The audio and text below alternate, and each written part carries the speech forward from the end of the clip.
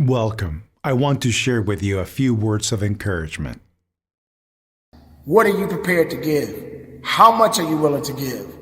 How hard are you willing to push yourself to go further than you've ever gone? Every day, as we always say, is a new day. It's a new day because you were part of it. But what do you do with the day that you've been given? Are you going to continue to stay in this little bitty box that you're so used to being in, and you're so afraid to come out of that box? And you feel that, hey, coming out of the box is not something you're ready for. Let me explain something to you. You're never really going to be ready for anything unless you put yourself in a position to get ready for something that you've never done before. You have to ultimately be prepared to sacrifice the excuses. Give the excuses away. Get rid of them. Get rid of the doubt. Get rid of the fear.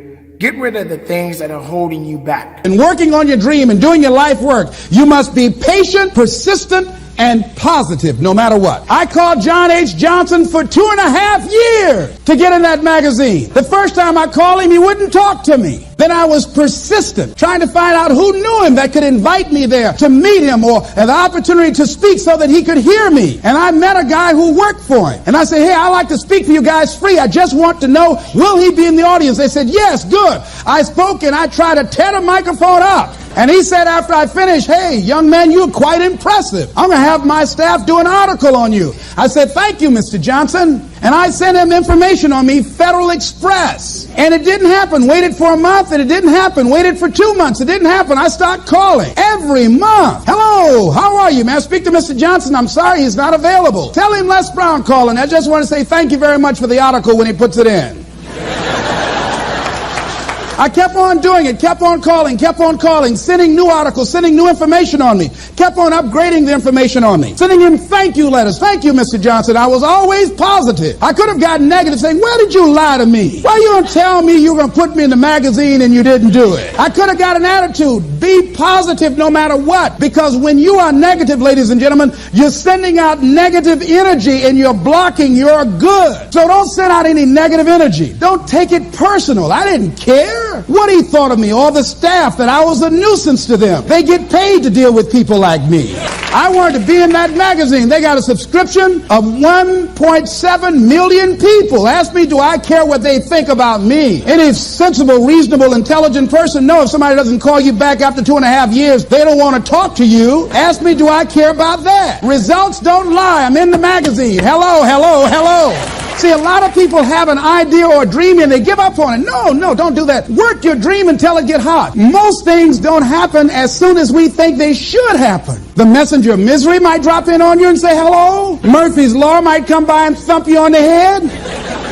Any number of things can happen to interrupt your flow. It's okay. Don't take it personal. Just acknowledge what's going on. It's called life, and keep on working on your dream. Continue to keep on knocking, because this is your life. This is what you love. This is your passion.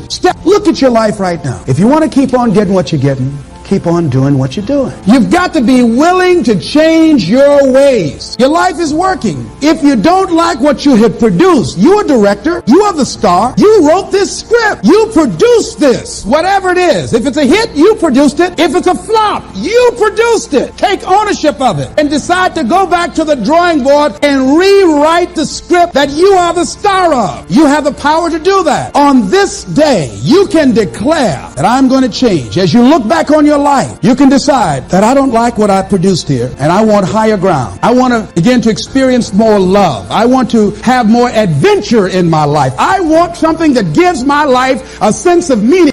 When I got into comedy at 27, I had a turn back moment, man. It was the day I was going to quit. Because I had enough, man. I was living in this car for 3 years, man. I ain't got no money. And I was going to call my mom and dad and ask them, could I come home and just stay in the attic for about 4 months till I find a job. My father told me, you can't come back home. Once you leave my daddy's house, you got to figure it out. So I knew it was going to be hard. I just started crying. I said, man, I can't take this no more. I'm finna quit. I'm going to go call my daddy, just ask him, can I come home, man? I can't do this no more. So before I called him, I called the answer machine, and I got a message. And it says, Steve Harvey, this is Chuck Sutton from Showtime at the Apollo. We saw a tape of you. If you would come to New York Sunday night, this was a Thursday, come to Sunday night, we're gonna put you on TV, Showtime at the Apollo. Put me on TV, that was my dream. But I had a problem. I had $25 and I couldn't get to New York. How was I gonna get to New York with $25? So I said, man, I went back in my car and I'm crying again. I said, man, God, I finally get a shot to get on TV and then I can't even go. I said, how could you do this to me? And I'm 30 something now, man. I've been waiting my whole life and you get me here? So I said, man, let me call this machine back and just see if he said this Sunday. And I called it back and it said, Steve, this is Chuck Sutton from Showtime at the Apollo. We have an opening for you Sunday. If you could get here, give me a call, let me know. We'd love to put you on TV. I said, so I got ready to hang up and I heard, boop, you have another message. And I punched in the code and the message says, Steve Harvey, this is Tom Sobel from the Comedy Caravan. I don't know where you are now, but I have a gig available for you in Jacksonville, Florida to pay you $150 Friday night. If you can make the gig, let me know. I'm in Pensacola. So I called Tom Sobel. He sends me to this gig to make $150. I go the next night, I make the $150, but I was so funny, the club owner said, if you stay the next night, I'll pay you another $150. I got $300. I called Chuck Sutton back at the Apollo and said, hey man, I just got this message. If you still got room for me in New York, I'll do it. He said, yeah, come on. So I went to Eastern Airlines, bought a round trip ticket for $99 from Jacksonville, Florida to New York, performed on Showtime at the Apollo, wrote the joke that made me famous. Mike Tyson hit this fighter, Mitch Green, in the eye, and his eye started talking. And I wrote that on the way to New York. Got a standing ovation on the Apollo. I have been on television ever since that night right there. But keep in mind, greatness comes a lot more work. That means you got to work even harder for you to excel yourself to the next level and beyond. You can't limit yourself because limitations are only going to set you back. It's not going to help you to move forward. A lot of times people tend to get very comfortable with themselves and they're always celebrating the same victories over and over and over again. But the moment they get uncomfortable or they find themselves in a new environment, they either freeze up or they go back. You got to be the person that wants to go a little bit further in whatever it is that you're doing in your life. Remember, as you live, there is opportunity to be greater. That means opportunities are going to continue to come your way. Now, also keep in mind, it's not going to always be a great day for you. There's going to be some days that you're just going to want to quit and throw in the towel. I've been there, you've been there, we've all been there. But that doesn't mean that it's over for you. You have got to continue to work diligently on your craft, on you, on who you are, what you are, and ultimately what you want to be in life. Success does not come easy. Success is not going to wait for you. Even when you get to a point where you feel that you've made it, you haven't made enough. That means there's more work to be done. Each and every day of your life, keep working to be something great, to be something unique, to show up and to show the world that you have much more to show of yourselves and to show to other people in the world. There are a lot of people out here who don't want to work. There are a lot of people out here who don't want to achieve things. There are a lot of people out here that will make every excuse in the book to try to blame their excuses on someone else. Don't be that person. Don't be the person that's holding yourself back. Be the person that's lifting yourself up. Even when others don't believe in you, make sure you're believing in yourself. Believe in your purpose. Believe in your possibilities. Believe in everything that exists within you. And don't let anyone take that away from you.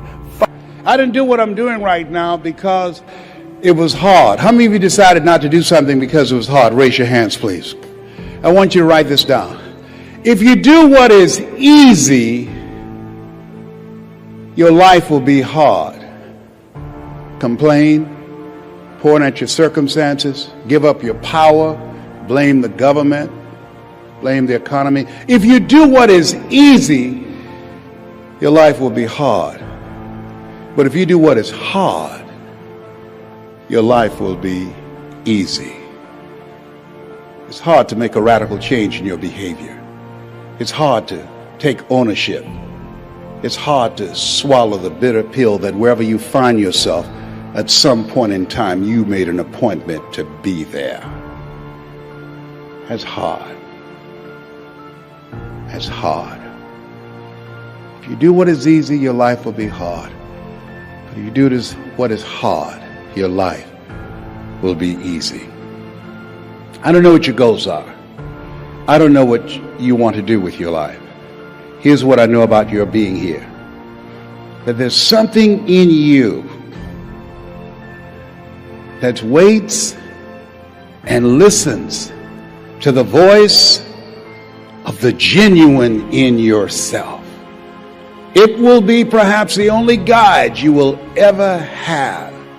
And if you cannot hear it, all of your life, your days will be spent on the ends of strings that somebody else pulls. And I submit to you, the reason that you're here is that in your heart of hearts, you've said, I'm going to pull my own strings. I say to you, the reason that you're here is something about you that says, I'm going to control my own destiny. There's something about you that when you pointed your fingers at your circumstances, you realize you had three pointing at yourself. Type amen if you feel abundant. Watch this important message right now.